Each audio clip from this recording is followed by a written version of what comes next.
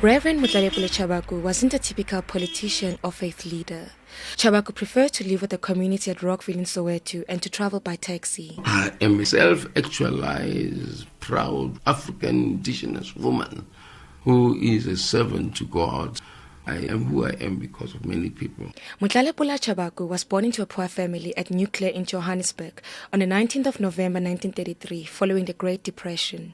She was the second eldest child and had 6 siblings. My mom was a very loving and very caring man, but she had already given up on me being anything. So when I was at Standard 4, she said, well, you are able to write your name and surname, you can fend for yourself. I had to pay school fees for myself by buying sweets and selling them. And on Fridays, I would go to a white school in Weston and assist one old man there to clean the classrooms. I discovered that the white kids were getting free exercise books, free ink and nibs and pen and pencils. That was my type of upbringing. Chabaku wasn't a healthy child. She was also diagnosed with diabetes at the age of 31. When she was 74, she suffered 4 heart attacks. Chabaku explains how she acquired a bass-like voice. I had a very tiny voice like many young girls, and then I suffered from tonsillitis. My parents could not afford to take me to a private doctor, and so we did all the home remedies that they could, gargling with Worcester sauce. But then the tonsillitis developed into bumps and spoiled my vocal cords forever. I used to be teased that I had a boy's voice, which is very humiliating, very painful. So when everybody was singing for the school, I was picking up trash outside. When I got into the house, I remember my mom and dad went behind the curtain. When they came out, I saw tears on my mom, tears on my father, and they gave me the warmest hug I've ever had in my life. Her hard-working parents instilled a sense of pride and confidence in her. One day, my mom and dad said, take this ball and squeeze it very hard.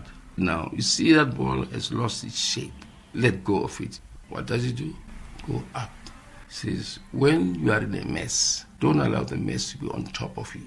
Be on top of the mess like this tennis ball. Motlalepula Chabaku joined the ANC at the age of 15 in 1949. She was one of the first young women to lead the Militant Youth League with the likes of Nelson Mandela. The Anglican Church paid for her teacher training in the Vaal Triangle. Following her studies there, she joined the church. The Anglican Church was the dynamic, positive influence. That church was a home to everybody. She never had children of her own, but later adopted a baby girl that she found in a field in Soweto. She named her Mamulimo, which means mother of good in Sotho. So I took the child and rushed to Chabaku clinic. And this doctor said, oh, this one is going to die anytime. Just throw her at the corner there. I said, no, I can't do that. So I raised the child. Motlalepula Chabaku spent many years in the United States of America. She first got to New York on a 6-week cultural exchange program. Chabaku returned home via Switzerland. On TV there, she saw that Soweto was burning. When I came back, the people said, where were you when we were burning schools? Are you an American informer? I said, no. During that time, a telegram came from the United States saying that there's a 1-year scholarship for me to go to the Lancaster Theological Seminary. I went to America. That's how I was able to earn 3 master's degrees to justify my stay in the States. She also obtained 2 diplomas in photography.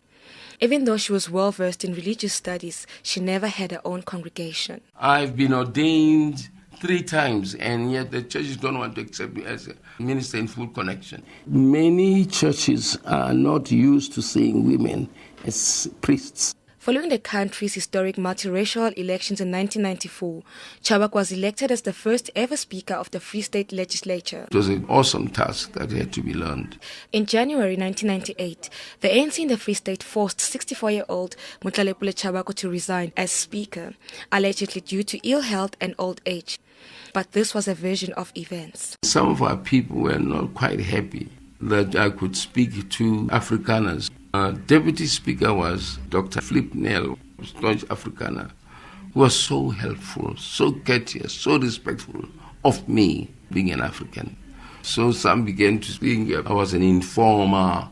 Between 1999 and 2004, Chabaku represented the Free State in the National Council of Provinces in Cape Town. In 2004, she was elected as a member of the Gauteng legislature. On a lighter note, Reverend Motlalepula Chabaku said she only had one regret. I forgot to get married. I'm looking for a pensioner without teeth, with glasses, with a worn-out cap, with 3 legs, who still looks after himself. I'm Zanele Jambane in Johannesburg.